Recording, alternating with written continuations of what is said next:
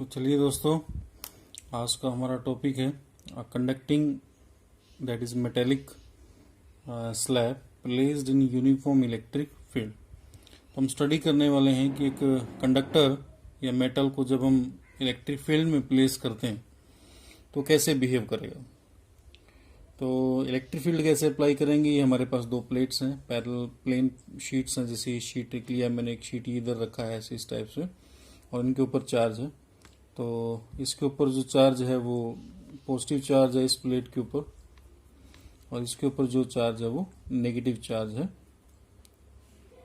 Surface charge density जो है यहाँ पर प्लस सिग्मा, यहाँ पर माइनस सिग्मा। ठीक है, तो वी ऑलरेडी नो दैट कि we have two thin plates, parallel plates, और अगर उन पर सरफेस चार्ज डेंसिटी एक पर पॉजिटिव है एक पर नेगेटिव है, इक्वल एंड अपोजिट है, तो उनके लेफ्ट साइड में भी फील्ड जीरो होता है और राइट साइड में भी फील्ड जीरो होता है।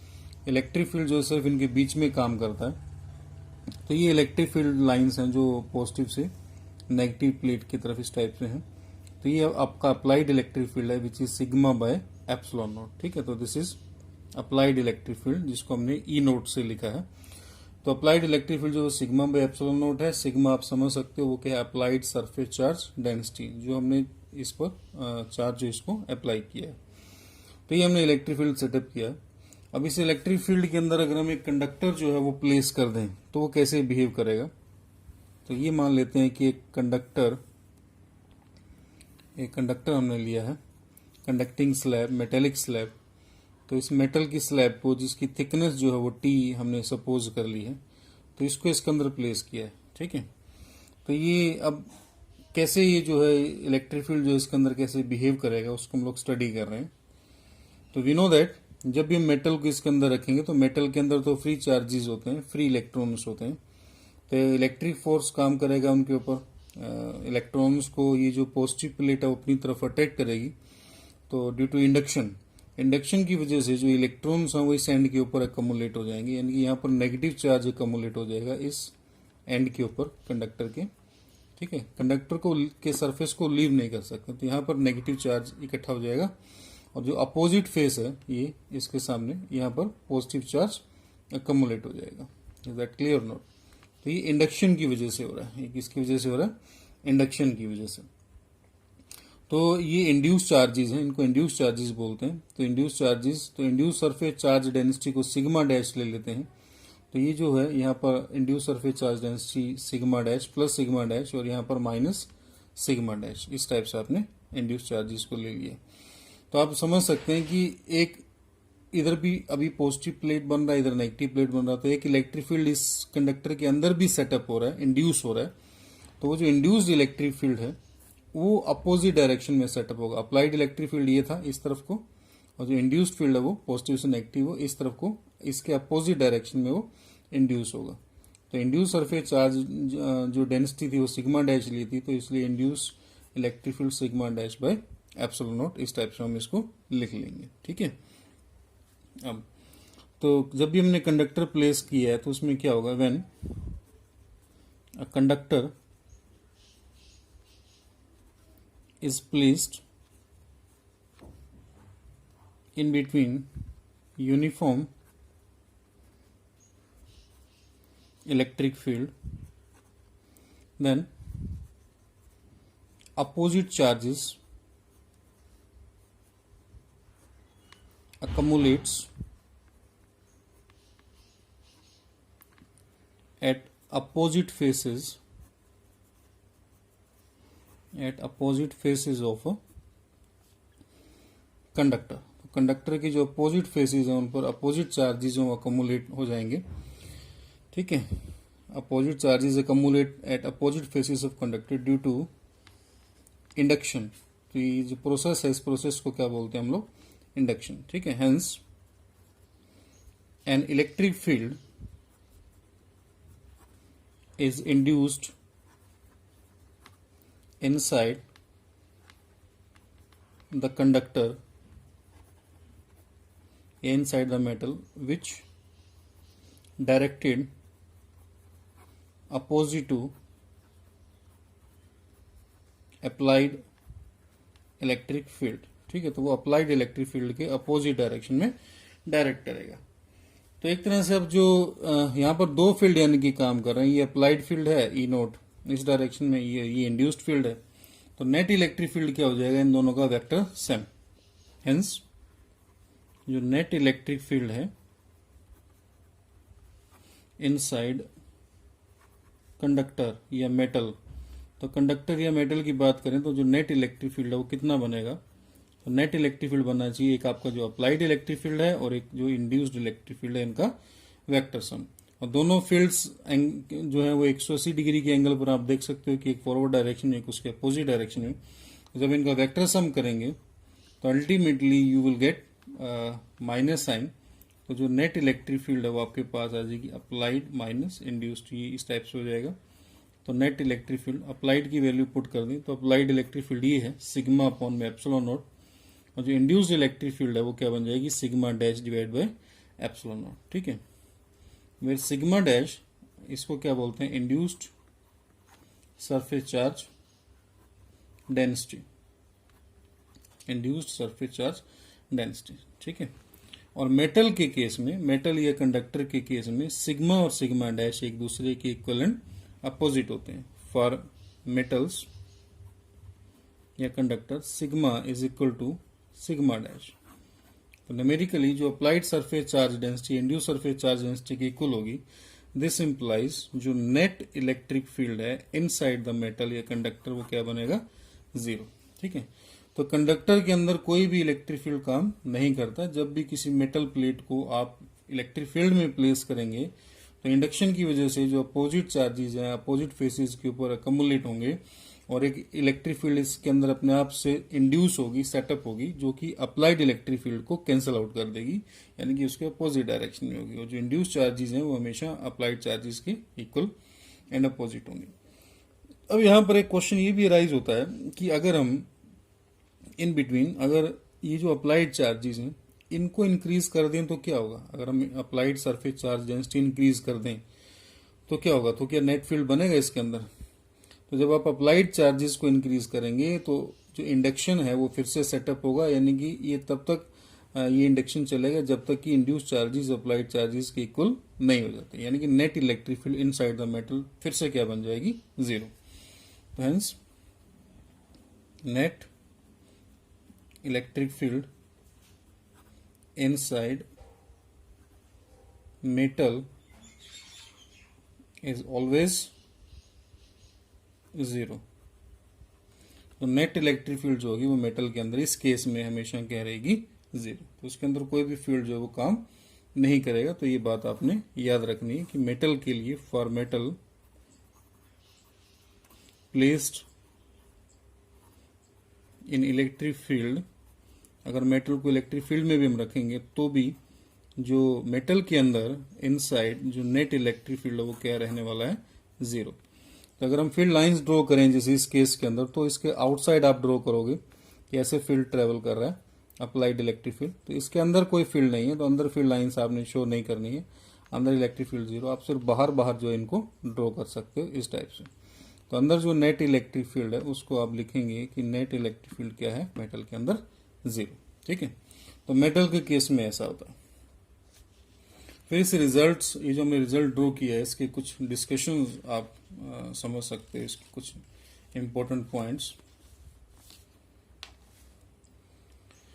तो ये डिस्कशंस हम लोग कुछ स्टडी करेंगे। तो अभी मैंने बताया कि जो नेट इलेक्ट्रिक फील्ड है वो जीरो है इनसाइड मेटल, मेटल के अंदर। ठीक है, तो यहीं से कॉन्सेप्ट एक आता है हमारे पास इलेक्ट्रोस्टैटिक शील्डिंग का। What is the meaning of electrostatic shielding? Shielding that is to protect an electrical instrument from external electric field.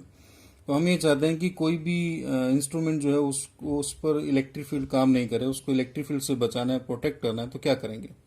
ठीक है, तो the instrument which is placed in metallic cage. अभी जैसे मैंने बोला कि मेटल के अंदर इलेक्ट्रिक फील्ड जीरो होती है, तो कोई भी होलो मेटेलिक बॉडी है उसके अंदर अगर आप किसी इंस्ट्रूमेंट को प्लेस कर देंगे तो नेट इलेक्ट्रिक फील्ड उसमें क्या होगी, जीरो होगी। ठीक है, इस तरह से हम उसको प्रोटेक्ट कर सकते हैं। ठीक है, that is why it is advised to sit inside car rather than standing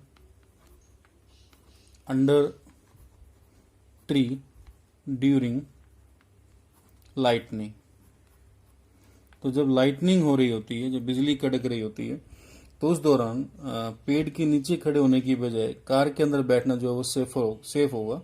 क्यों सेफ होगा? क्योंकि जो कार की बॉडी है वो एक मेटेलिक केज का काम करेगी और उसके अंदर इलेक्ट्रिक फील्ड हमेशा क्या रहेगी? 0। ठीक है, तो that is why it is advise to sit inside car other than standing under tree during lightning. Electrostatic shielding यानी कि to protect any body from electric field, external electric field. Second एक result, क्योंकि अंदर electric field 0 है metal के अंदर, जैसे ये मेटल है तो मेटल के अंदर इलेक्ट्रिक फील्ड 0 है हर प्लेस के ऊपर। इसका मतलब there is no static charge inside metal, यानी कि जो भी चार्ज होगा वो मेटल के सरफेस के ऊपर आएगा। जैसे हम इसको क्यू चार्ज देते हैं तो सरफेस के ऊपर आएगा, वो चार्ज होता है वो इसके अंदर नहीं होगा। इसके अंदर अगर स्टैटिक चार्ज अगर हो, मान लेते हैं कि एक हाइपोथेटिकल कॉन्सेप्ट है कि अंदर स्टैटिक चार्ज है, तो इलेक्ट्रिक फील्ड 0 नहीं होगा फिर। ठीक है, लेकिन हमने अभी फाइंड आउट किया रिजल्ट कि इलेक्ट्रिक फील्ड तो 0 है, इसका मतलब अंदर स्टैटिक चार्ज नहीं होगा। तो there is no static charge inside metal. जो भी आप चार्ज मेटल को दोगे वो यूनिफॉर्मली उसके आउटर सरफेस के ऊपर डिस्ट्रीब्यूट होगा, यूनिफॉर्मली या non uniformly. That is charge given to metal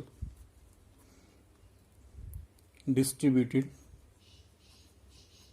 over its outer surface, वो इसके आउटर सरफेस के ऊपर ही रिजाइड करेगा, डिस्ट्रीब्यूट होगा। ठीक है, तो सेकंड पॉइंट। थर्ड पॉइंट, क्योंकि इलेक्ट्रिक फील्ड कंडक्टर के अंदर 0 है, इसका मतलब dV/dr भी 0 होगा। ठीक है, क्योंकि इलेक्ट्रिक फील्ड और पोटेंशियल ग्रेडियंट में रिलेशनशिप हम पढ़ चुके हैं, E is equal to minus dV/dr होता है। फ्रॉम दिस रिलेशन अगर फील्ड 0 है तो dV/dr 0, इसका मतलब पोटेंशियल डिस्टेंस के साथ चेंज नहीं हो रहा है, यानी कि पोटेंशियल क्या है? कांस्टेंट। दैट इज कंडक्टर का जो सरफेस है, मेटल का सरफेस कैसा सरफेस हुआ? Equipotential surface. ठीक है, and with in the volume of the conductor, conductor के अंदर जितना भी वॉल्यूम है मेटेलिक कंडक्टर के अंदर, वहां पर पोटेंशियल क्या रहने वाला है? कांस्टेंट। तो through out the volume of metallic conductor potential remains constant, और मेटल का सरफेस हमेशा इक्विपोटेंशियल सरफेस होगा। तो ये एक इंपॉर्टेंट पॉइंट था। फिर इसके बाद fourth point, electric lines of forces makes an angle 90 degree with the surface of conductor. Electric field जो होगा वो हमेशा 90 डिग्री एंगल बनाएगा मेटल के सरफेस के साथ, जैसे कि इसमें डायग्राम में भी दिखा है। तो जो लाइंस हैं कितना एंगल बना रही हैं इसके साथ? 90 डिग्री का एंगल बना रही हैं। ठीक है, मेटल के सरफेस, ये एंगल 90 डिग्री का हुआ, ये एंगल 90 डिग्री का हुआ, इस टाइप से। तो वो क्यों होगा 90 डिग्री का? क्योंकि कंडक्टर का जो सरफेस है इक्विपोटेंशियल सरफेस है, तो पोटेंशियल डिफरेंस 0 है between any two points on conductor. It means कि ई डॉट डी एल वो 0 होगा। ई डॉट डी एल कैसे हुआ? जैसे डी आर को डी एल ले लिया हमने, लेंथ ले लिया, तो D V is equal to E dot D R, तो या ई डॉट डी एल लिख सकते हैं, इज इक्वल टू 0। अब ना तो इलेक्ट्रिक फील्ड 0 है ना ही डी एल 0 है, इसका मतलब जो थीटा है ई और डी एल में वो कितना है? 90 डिग्री। तो इलेक्ट्रिक फील्ड जो होता है वो 90 डिग्री के एंगल बनाएगा मेटल के सरफेस के साथ। Fifth point, charge given to conductor is non uniformly distributed over its outer surface. जैसे ये भी मैंने बताया था कि स्टैटिक चार्ज है तो चार्ज जो भी होगा वो डिस्ट्रीब्यूट होगा आउटर सरफेस के ऊपर। तो कैसे डिस्ट्रीब्यूट होगा? वो नॉन यूनिफॉर्मली डिस्ट्रीब्यूट होगा, नॉन यूनिफॉर्मली। यूनिफॉर्म डिस्ट्रीब्यूशन एक ही केस में होता है जब सिमेट्रिकल शेप होगी, जैसे स्फेरिकल। ठीक है, स्फेरिकल सिमेट्री होगी तो यूनिफॉर्म डिस्ट्रीब्यूशन होगा, अदरवाइज नॉन यूनिफॉर्म डिस्ट्रीब्यूशन होता है चार्ज का मेटल के आउटर सरफेस पे।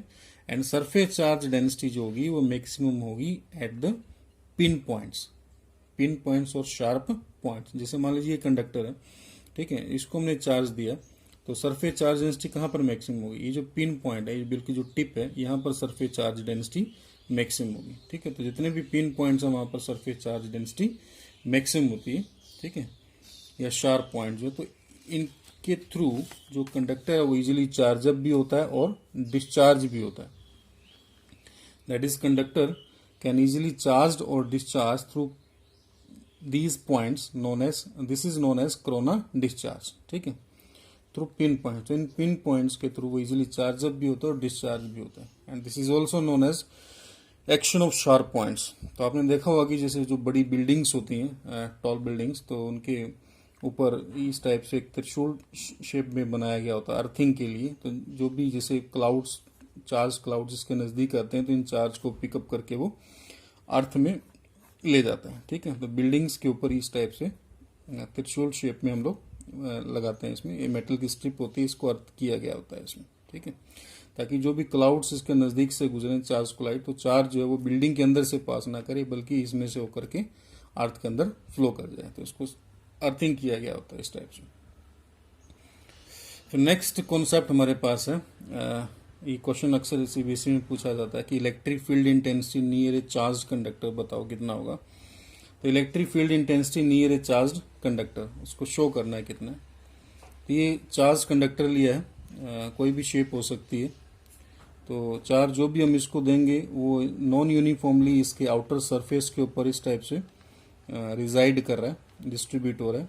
सरफेस चार्ज डेंसिटी मैंने बोला है कि मैक्सिमम कहाँ पर होती है, पिन पॉइंट्स के ऊपर या शार्प पॉइंट्स के ऊपर। इस टाइप से चार्ज है इसके ऊपर।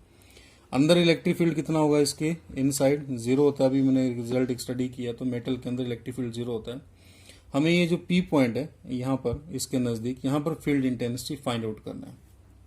गॉस थ्योरम यूज करेंगे उसके लिए। एक सिलेंड्रिकल गॉसियन सरफेस एज्यूम कर लेते हैं। ये सरफेस हमने एज्यूम किया, सिलेंड्रिकल गॉसियन सरफेस। ठीक है, तो इसमें देख सकते हैं कि इसके दो कैप हैं, ये कैप ए है, ये कैप इसका बी। ठीक है, और ये कर्व्ड पार्ट है। तो इलेक्ट्रिक लाइंस ऑफ फोर्सेस क्या होंगी, रेडियली आउटवर्ड। तो यहाँ पर इलेक्ट्रिक फील्ड इस टाइप से होगा। जो एरिया वेक्टर है वो भी इसी टाइप से होगा यहाँ पे। ठीक है, तो इसका जो एरिया ऑफ क्रॉस सेक्शन है वो एस सपोज कर लेते हैं हम लोग। तो एस जो है इस टाइप से होगा इसमें, S will be area of cross section of assumed Gaussian cylinder. Gaussian cylinder, तो गॉसियन सिलेंडर का एरिया ऑफ क्रॉस सेक्शन हमने सपोज किया। तो थीटा यहाँ पर 0 डिग्री, कोस 0 1। इसका फ्लक्स में कोई कंट्रीब्यूशन नहीं होगा बी कैप का, क्योंकि अंदर इलेक्ट्रिक फील्ड जीरो है। कर्व्ड पार्ट की बात करते हैं, जैसे ये कर्व्ड पार्ट है आपका ये। तो यहाँ पर अगर हम एरिया ले लें कोई भी स्मॉल सेगमेंट, तो ये एरिया वेक्टर होगा। तो इसमें और फील्ड में एंगल देख सकते हैं कितना बनेगा, 90 डिग्री। तो ये फ्लक्स में कंट्रीब्यूट नहीं करेगा। तो फ्लक्स सिर्फ इस सिंगल कैप की वजह से होगा। ठीक है, तो एज्यूम अ सिलेंड्रिकल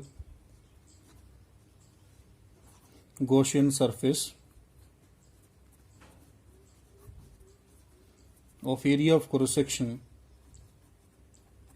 S। ठीक है, area of cross section S suppose कर लिया, and such that point P lies on its cap as shown, जैसे कि डायग्राम में दिखाया गया आपको।